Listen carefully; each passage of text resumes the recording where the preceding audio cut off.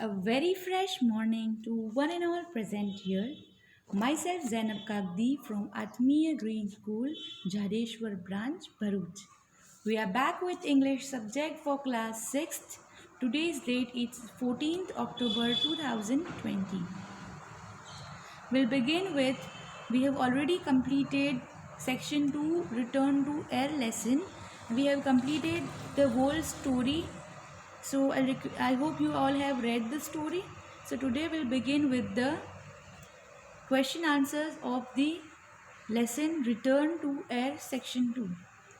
Reading 1, I'll request you to open your textbook on page number 97 to read the question answers. Okay, this lesson is written by Anne Philippa Pierce. So I hope you will learn all the author's name along with the lesson name so that it can help you in your exam. No need to learn about the details of the author, but make sure you learn the name along with the lesson of the name. Okay, now moving on to the reading 1, that is on page number 97. Reading 1 of your textbook. Question 1 says, what were the ponds in the author's village generally used for? Okay. What were the ponds in the author's village generally used for? As you have learned the story that there was a pond where this little girl Sausage used to describe how the pond was, correct? The ponds in the author's village was very big. So at the one end, the ponds in the author's village were very big, so that at the one end people bathed and other end they fished. So at one end they bathed and the another end they fished. So they were used for bathing purpose as well as for fishing and also for swimming purpose. Question 2 says, why did the author not want to dive? Okay, why did the author not want to dive? The author did not want to dive because she had to take her glasses off to go into the water and she couldn't see without them. She did not want to dive without being able to see clearly. So there were two reasons basically why she did not want to dive. Was because she need to take her glasses off to go into the water and she couldn't see without them. So in order to dive she need to remove the glasses and she couldn't see inside underwater, so she did not wanted to dive. And second is she did not want to dive without being able to see clearly. And okay, so it was her glass reason why she did not wanted to dive.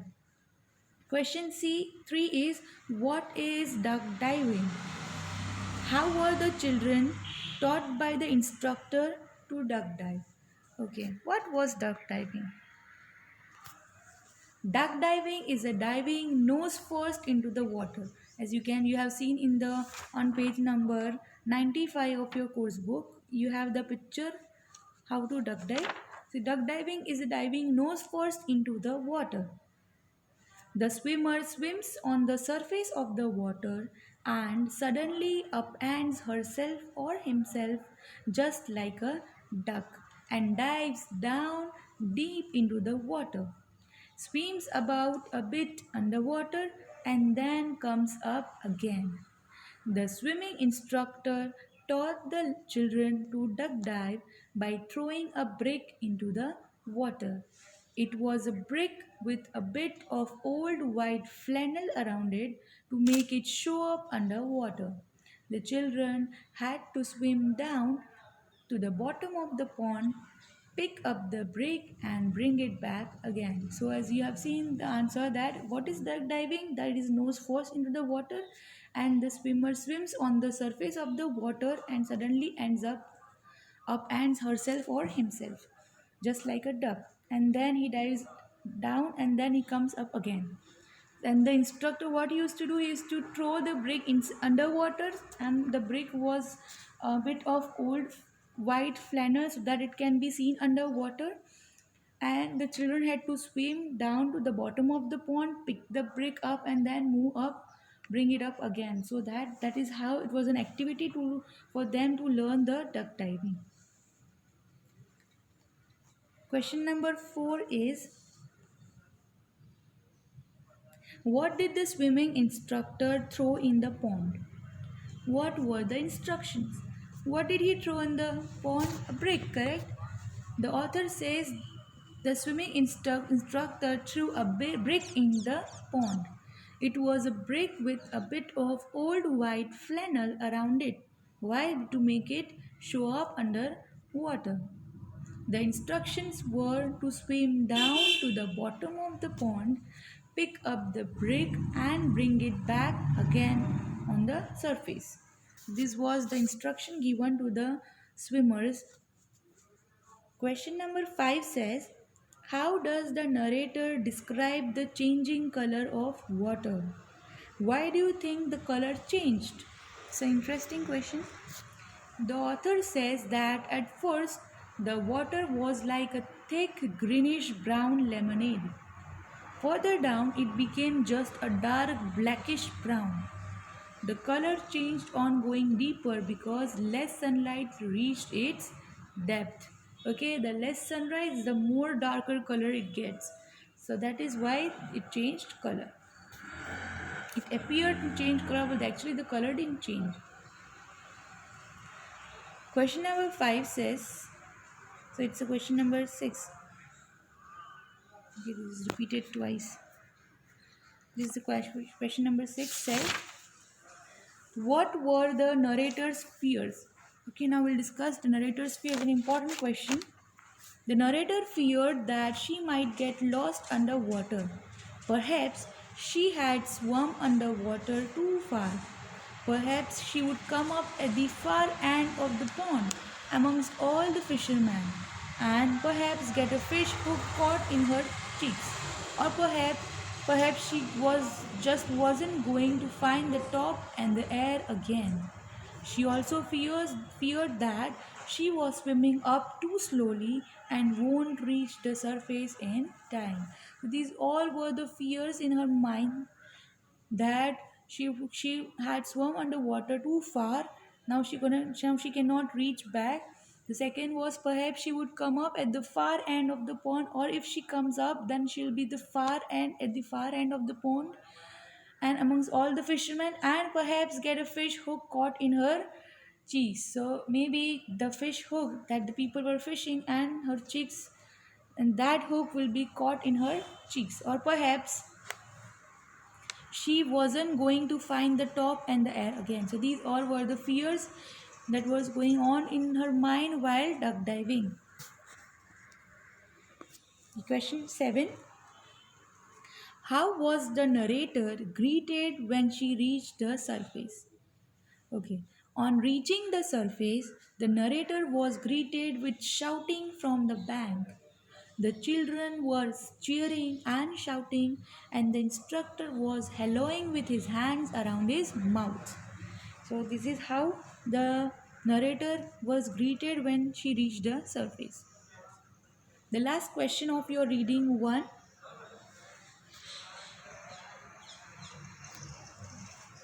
What had she got from the bottom of the pond?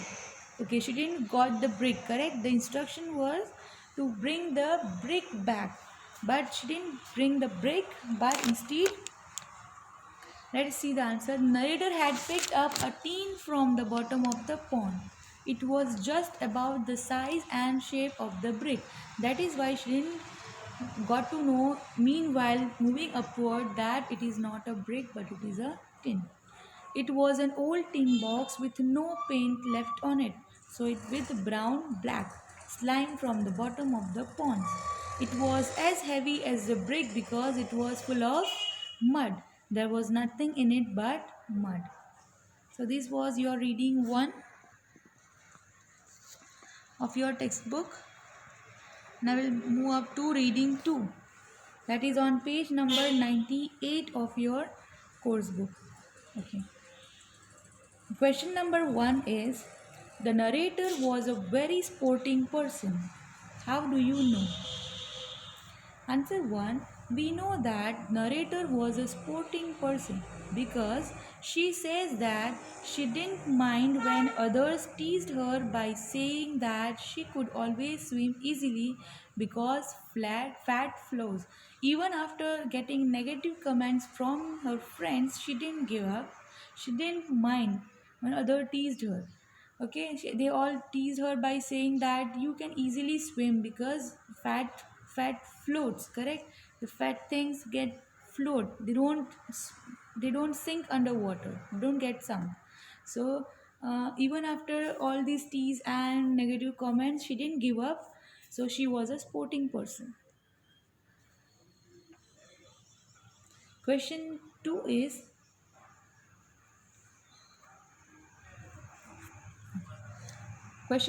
do you think the narrator was fond of a good life? Give reasons. Yes, the narrator was fond of a good life. We know this when the narrator, with a sense of relief at completing the dive successfully, tells us about all the things that might happen in her life. She says that now that she was alive after the dive, she might live to be 100. A person who wants to live to be 100 presumably has a lot of ambitions in life, and a good life is one wherein you fulfill your ambitions. So, here the answer is positive. Yes, the narrator was fond of a good life. Why? Because she thought that she won't like come up to the surface. So, with a sense of relief at completing the dive successfully, she tells us about the things that might happen in her life. But now she's alive, so she says that now she's alive, then she might live to be 100. Means 100 years she will live. And a person who wants to live to be 100 presumably says that she has lot of ambitions and she can fulfill her ambitions only when she is having a good life. So she's very fond of a good life. Question 3 says, the story of the narrator's learning diving is more about her conquering her fears. Do you agree? What were her fears? How do you know she had conquered her fear? So there are three questions. The story of the narrator's learning diving is more about her conquering her fears. It is more about conquering the fear. The first question is, do you agree that it is more about conquering the fear?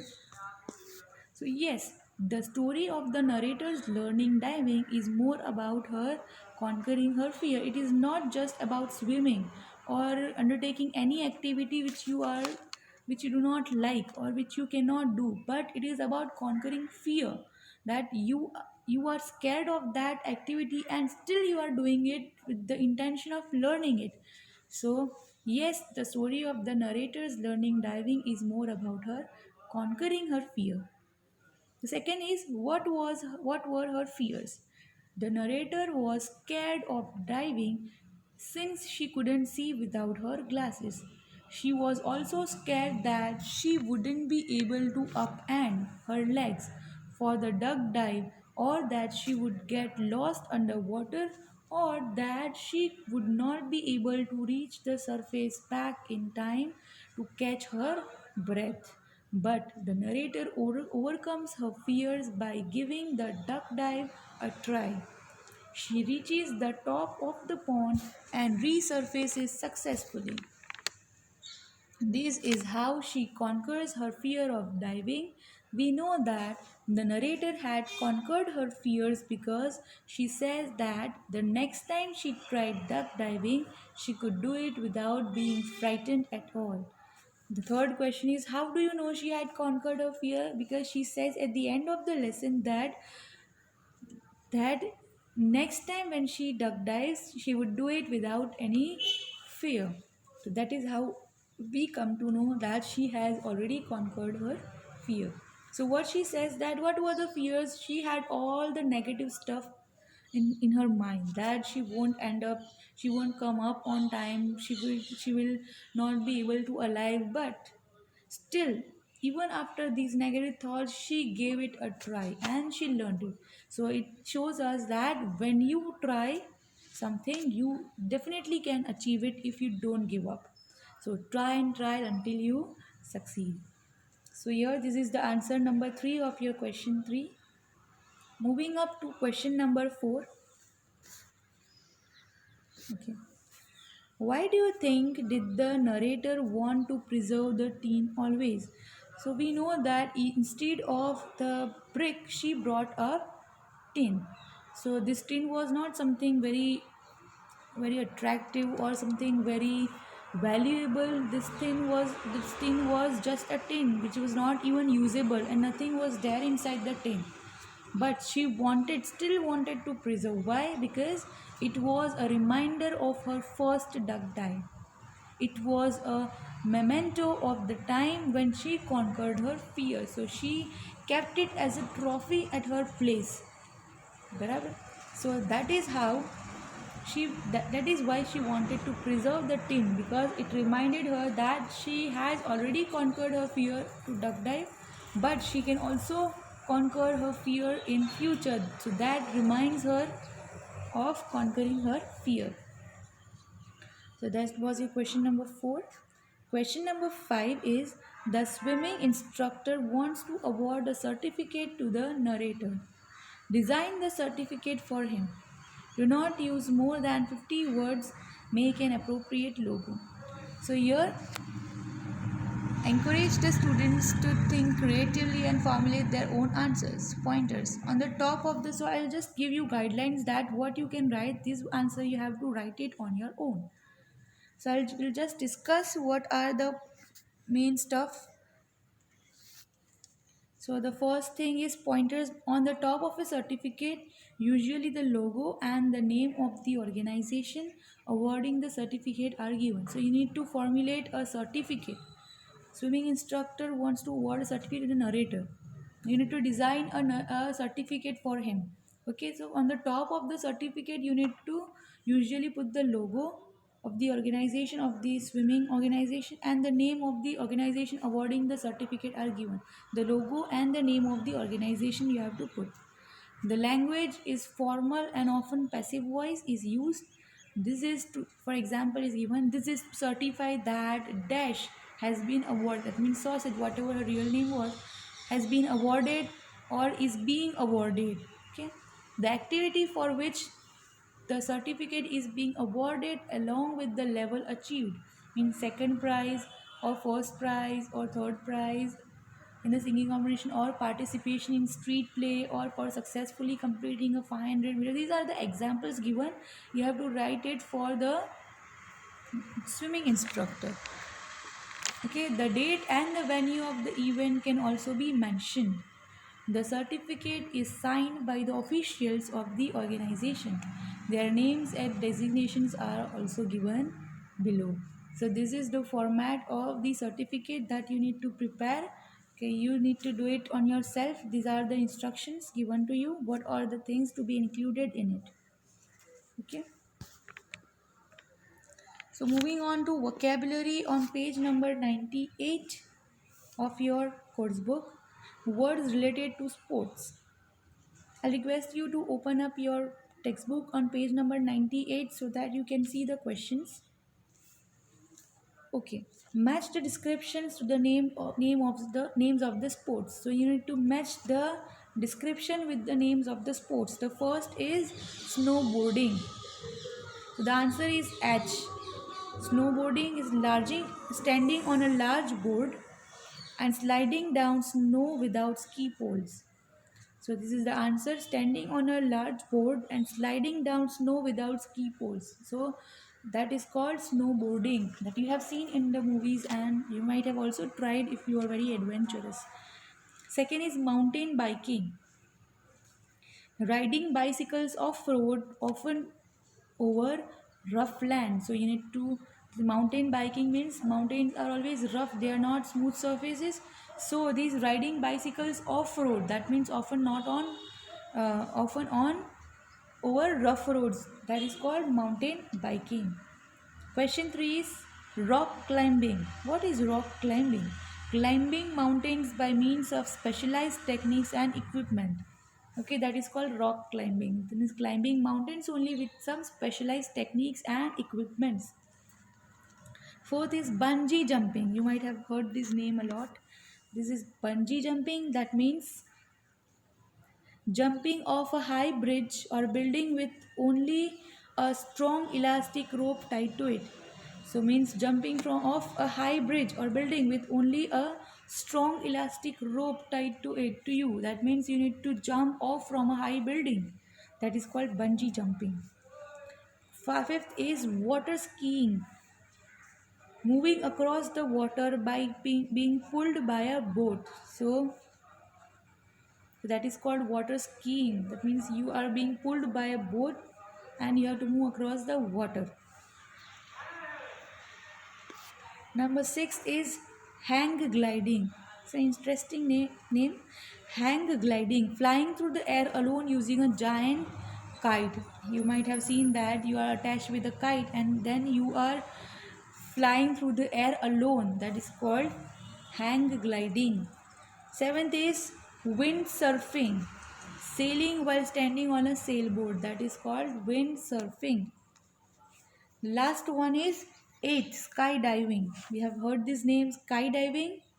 That means the sport of jumping from an airplane and falling through the sky before opening a parachute. Means before opening a parachute, you need to jump off from an airplane. So that's interesting and adventurous. I hope you will try these all the sports in your life, and you will get succeed in that. You will also overcome the fears. If you're having fear from height, you're having fear from the water, you're having fear from heighted buildings, so you need to try these all the sports, so that if you are having fear, you need to conquer it, just as sausage did. Sausage conquered her fears. So that is all for today. The answers to these activities: H, E, A, G, F, B, C and D. I hope you understood this exercise till page number 98. We'll discuss in our next class rest of the stuff. So till that, write the answers in your write the all the question answers carefully with beautiful handwriting in your notebook.